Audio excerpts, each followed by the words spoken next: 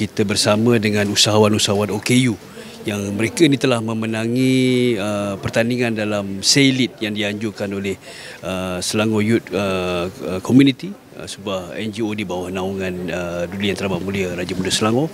Dan kita berikan mereka ini peranti yang kita panggil post plats, point of sales plats. Maknanya dalam peranti ini mereka boleh gunakan untuk menguruskan perniagaan mereka, menerima payment, order barang, order bahan mentah, semuanya menggunakan post plats ini.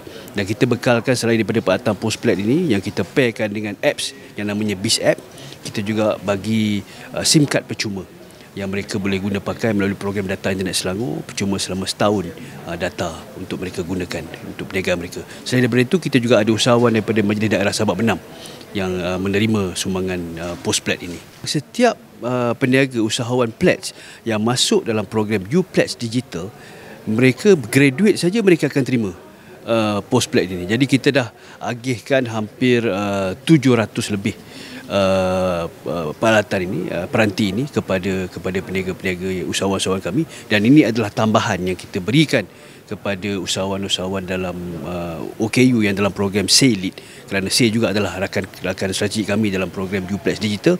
Jadi atas jasa baik itu kita berikan juga kepada usahawan-usahawan mereka. Jumlah itu sejak tahun Sejak dah masuk tahun kedua dah kita buat serahan program post plat ini.